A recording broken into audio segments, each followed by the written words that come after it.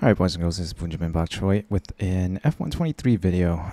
This is me going over the gameplay features deep dive video that released yesterday. I watched this once right when it released, but I had a few things to say, so I figured we'd go ahead and watch this together, even though you've probably already seen it, and I'll give you my thoughts on the video. God, I hope the volume is okay. So right off the bat, I have to say the graphics just look amazing. I feel like I'm more excited about the graphics this year for F123 than I was last year for F122, so I suppose that's a good start. The lighting, the reflections, they all look so much better. The color palette looks a little bit different as well. And I love the new UI down here, even though I think my head is in the way right now. So I apologize. To achieve this, the development team first updated that looks nice. For the slip of even the foliage at Monaco looked nice. With the inertia of the car itself. Real F1 team feedback has been incorporated into F123 gameplay. You know, when the guys at Codemasters and the team came approaching me to say, look, we've tweaked the new game, give it a go, see what you feel, things you like, things you don't like. Felt like there's been quite a big change with it. The balance. I mean, they kind of say that every year, don't they? That they've talked with the drivers and the teams and stuff like that, and they said that they've taken their comments and concerns into consideration and have tweaked the game. I don't know. I don't really know how much I believe of that. They say that every year, and then, you know, sometimes they get it okay, and then other times they really don't. I feel like F122 launched with a decent handling model and traction, and then all of a sudden they patched it like, 4 or 5 times in the first couple of months, and it just got worse and worse and worse every single time. And then you have F1 drivers saying that medium traction control in-game feels more like real-life traction control. So I hope to God that they've taken those comments and tweaked the game, like actually tweaked the game, because I know that even the esports drivers, they didn't really enjoy last year's game because of the traction just was like not really gradual. It was just if you babied it, it was fine, but if you just pushed like 1% too hard, the traction just went over the cliff and the car just spun. So hopefully they fix that. And we don't need like 5 patches to fix it again. From the tires was fine-tuned to get it much closer. Look at the lighting though, look at the reflections, it looks so nice. I hope that the game actually, I mean, I know that this is like in-game footage, but I hope that the game actually releases like this and they don't pull like a Watch Dogs bait and switch from E3 trailer to actual game launch. To make interactions with curbs and rumble strips more true to life. You'll really That's nice. Feel all of this new handling detail through a force feedback steering wheel. I hope we don't get the, like, I hope the curbs are consistent this year, because last year it just seemed like you could hit it fine half the time, and then the other half the time you'd hit it the same exact way and the car would just spin out. So I hope there's some consistency with the curbs this year, just because it was so annoying last year not knowing whether you were going to spin out or if you're going to make it through the corner. But controller drivers, listen up. Introducing precision drive controller technology in F123. Now this is nice. So obviously, if you don't play with a steering wheel, these options have always been available to anybody that's played with a steering wheel, and it's been so long since I played with a controller. I don't think this was available the last time I played with a controller, which was like F1 2018 or F1 2017 or something like that.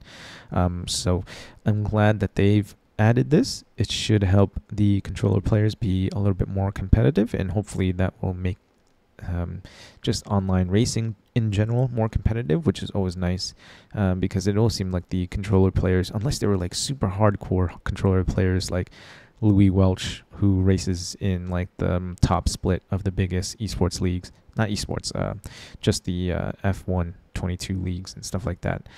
He raced on controller, and I think iContrast used to race on a controller for the longest time. Unless they're super hardcore players like those guys, you generally didn't have too difficult of a time racing against controller drivers. So hopefully this will bring that gap that skill gap a little bit closer between controller players and wheel players. Not to say that wheel players are always better, because there are so many wheel players that just are absolute crap at this game as well. So I'm not dogging the controller players. A transformative controller input tech to enable a more precise and rewarding driver experience. They even have wheel rotation on options standard here. controllers. Whether your driving style is smooth cool. or aggressive, Precision Drive will elevate confidence for controller players, especially during those intense wheel-to-wheel racing moments that make F1 so thrilling. Whatever closes the gap, I'm fine with, you know, as long as they aren't getting like an unfair advantage, because I think I think like with F1 2021, I'm not sure if it was in 22 as well. I think there were a lot of people claiming that controller users had a little bit of like traction control programmed in, just because it was harder to, obviously there's less travel in an R2 button or a right trigger button for acceleration. So I have to say that was fair, I suppose. You're not getting as much travel as you would with like an acceleration pedal on a pedal board, but as long as you're not making it like super unfair, I'm okay with that. Real F1 race distances This range I'm happy to anywhere see. from about 44 laps to 78, give or take, depending on the circuit. When you're playing a video game, you might not want to commit to a full Grand Prix, even though it'd be the most realistic experience. See, to me, the issue wasn't always distance. I thought 25% races was fine. What I didn't like was tire wear and pit strategy, just because a 25% race, it's going to be a one-stop race. You know, either soft to mediums or soft to hards or vice versa. I hope that with the 35% races, they don't scale up the tire wear to make the tires last a little bit longer for a one-stop. What I want is a variety of pit strategies, just so that, you know, sometimes at certain tracks, maybe a two-stop is faster than trying to make a soft to mediums last, you know, a one-stop soft to medium strategy last the entire race. So that's what I'm looking for. I'm looking for a larger tire strategy variety to make the game a little bit more randomized, but still involving skill. You're going to hear me have an issue with randomization of something else later on. But yeah, I hope that they don't make a 35% race still just a one-stop race, if you guys get what I'm saying. To alleviate this, F1 23's new 35% race distance option creates an ideal balance that enables you to use a realistic race setup and strategy where tyre wear is still crucial, but you're not having to commit to race a full-length Grand Prix. I mean, they don't really talk much about it, but distance was first pioneered for F1 esports to give a balance of strategy and... I mean, EA, are you guys paying attention? I'm not saying, I'm not claiming this guy's doing anything, but a pretty interesting choice to pick that guy for your gameplay reveal trailer. With this new setting, you can specify how you want your race weekend to play out, and races will be more accessible from a time commitment standpoint. Building on the existing safety car feature, red flags are now in the game in F1 23.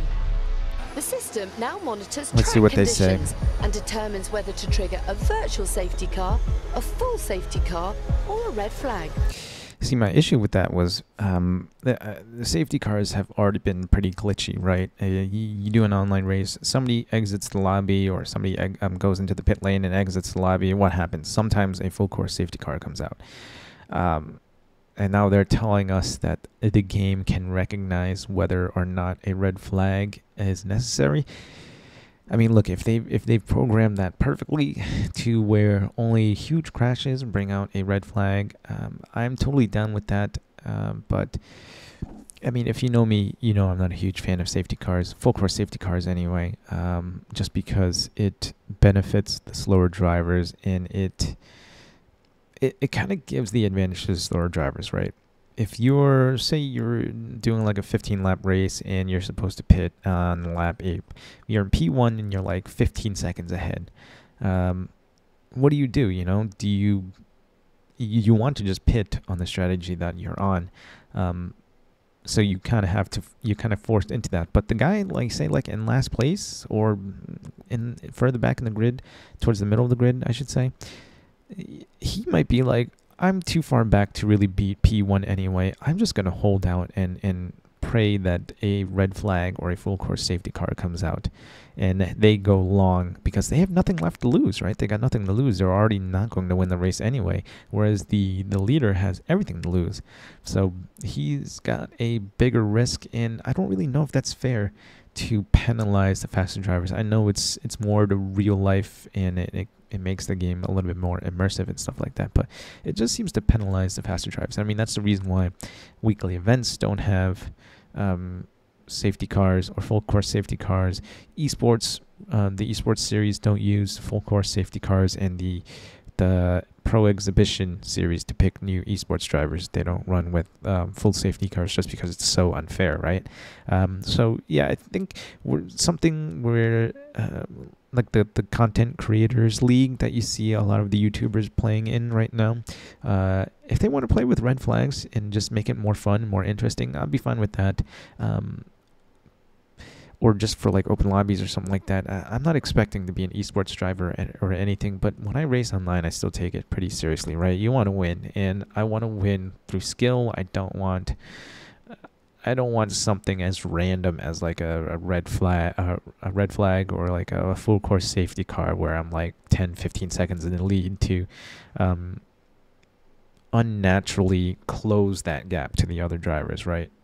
Like, I want to still be able to rely on skill to win, and not so much on whether the game is, the game sees somebody exiting a lobby and decides, oh, there's a stopped car on track, I'm going to throw a red flag out, right? So, yeah, I think for like career modes and offline racing, this will be fun. And for like the content creators league, this will be fun. The red flags will be fun.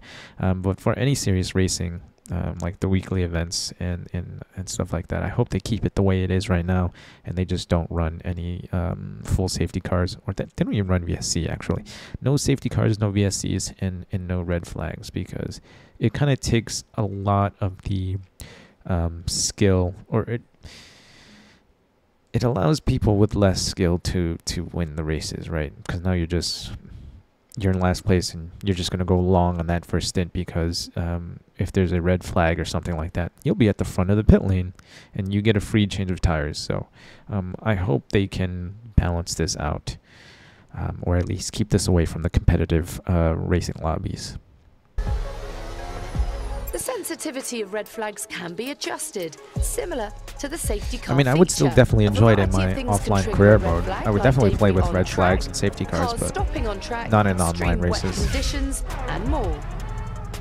AI cars can initiate red flags as a result of racing incidents, but they're more likely during a multiplayer event when users are racing wheel to wheel. Well, I hope to God, if that is the case, AI setting off red flags, I hope that the AI is a lot better in F123 than it was in F122. The new red flag feature also adds a new strategy element to race day. Under a red flag, you're allowed to adjust your race strategy, fit new tires, and repair some damage. Okay, on the flip side, I don't want people to think like I'm some sort of, or I think I'm some sort of racing god or the most amazing driver. I don't think so. I'm just an okay driver. I would feel, on the flip side, I would feel bad if I was in like P10 and, the leaders pitted and I was just about to go in and pit and they come out behind me and then a red flag comes out and then I win the race. I wouldn't feel like I won that race, I would feel like I lucked into winning that race, and it wouldn't feel like a real victory to me. If it was like a league race or something like that, or a weekly event race, where you're like scored on your race finish and stuff like that, like I wouldn't be happy with that win, because I knew I only won because I lucked out with the red flag after everybody else in front of me had pitted. You know what I'm saying? So I just feel like for me, I would enjoy the game more if there was as little luck involved as possible. It's a video game. It's not real life. We don't need a red flag because there's lives in danger. It's I just like competitive racing, and I want to win the right way, not because of a lucky safety car or red flag. just like in real F1 races. 2 brand new circuits arrive in F1 Vegas looks amazing, Las doesn't Vegas it? and Losail. The highly So does LaSalle. anticipated Oh, Las Vegas. pause. I've been to Vegas. I was there for a day or two. Went out to Coachella a few years back, and we stopped in Vegas. And this pretty much looks like it. All the neon lights and stuff like that. The lens flare. I don't know if you can call that lens flare. The fogginess off of the neon lights there. It looks really good. So I'm excited to race around Vegas. The track looks nice. The surrounding area looks nice. So I'm pretty excited. I hope my computer's strong enough to has been built deal with the ground up graphics. In F1 23, and the game will be the first chance for fans and F1 drivers themselves to experience. It looks the amazing, track doesn't ahead it? of the race. The lighting looks so good in this game. I hope it looks like this when the game actually It was releases. designed from thousands of reference photos from around Las Vegas. A huge amount of photogrammetry data was acquired from the Vegas Strip for ultimate authenticity. For LaSalle, official FOM computer. I don't know much about the LaSalle circuit, but I do love all these lights. I love that there's so many of them, and it looks like they're racing in the day with the night sky. It just looks amazing. I hope that they've made changes to like all the tracks, because the Vegas and LaSalle look really good, and I hope they don't recycle the same tracks from F122 and just throw it into F123, because these 2 tracks look amazing, and I would hate for the other ones to look like the same tracks from last year. Aided design combined with ArcGIS World Atlas aerial imagery, height data, and photogrammetry of the circuit. That building reminds me of the hotel at Abu the most Dhabi for some accurate reason. Representation of the new track. And when F1 23 launches, you'll be able to race at some additional fan favorite circuits. Yeah, I don't know if I would call Portimao, France, and Shanghai fan favorites. I like France. I'm okay at France. But I'm pretty sure Shanghai isn't super popular. And Portimao, other than there hadn't been a race at Portimao for a few years before 2 years ago. I think that's the only reason why it was so hyped up. But yeah, I wouldn't consider these 3 fan favorites by any means. Like Portimao, Paul Ricard, and Shanghai. Shanghai looks nice though. F1 23 was built to give you more control. Look at that sunset. On track Look at that. and to Oh, provide that looks a good. more realistic feeling drive every time you play. That's Tune not in in-game to footage. Part 2 of the F1 23 Deep Dive series on the 19th of May. Yeah, I mean, from this reveal trailer, it looks pretty good. I feel like I'm more hyped this year after the first couple of reveal trailers for F123 than I was last year for F122. One, mainly because F122, I believe it was the first full EA Codemasters F1 game. I know that they bought Cody's in 2021, but by the time they had bought Cody's, I think F1 2021 was pretty much almost done, and they just slapped their name. EA just slapped their name onto the game. So last year, with the new regs and assuming there was going to be a brand new handling model and the game just not looking like super amazingly different or anything like that, I wasn't super hyped for F122, but I'm actually pretty excited for F123. And obviously, I set the bar low for F122 and it didn't even hit that bar. So I hope to God that F123 is a lot more to my liking. And I hope to God that they implement some sort of anti-cheat just to, whether or not people are cheating or not, just get that out of the question. As long as there's an anti-cheat there, a decent anti-cheat, you don't have these accusations being thrown around. But yeah, for the most part, I'm pretty excited for F123. Probably going to buy the Champions Edition. It's only like an extra $10 or something like that at this point. They're offering it at a discount. And I hope that actually shows up on time. Looking forward to the next reveal trailer, May 19th. How many days away is that? Is that just about a week away? So hopefully we will see some more. They'll get into some more of the Breaking Point stuff. I wasn't a big fan of Breaking Point in F1 2021 anyway, but if they made the game mode or they made the story a little bit deeper, I might try it out. But yeah, that's just my thoughts on F1 23. It looks pretty good. Not a big fan of the red flags, at least in online races or serious online races anyway. But everything else looks pretty good. I hope that they actually taken the comments about traction from the esports drivers and the F1 teams and F1 drivers, taken that to heart and actually made it good this year and not have to patch it 4 times in the first 2 months. But anyway, that's my thoughts on the game. I think I might have rambled on a little bit long here. I don't know how long this video is going to be, but let me know what you guys think. Are you guys hyped for F1 23? Yeah, if you think I'm running, feel free to leave a like, comment, or subscribe. Stay tuned for more. Remember to eat bok choy, and I'll see you guys in the next one.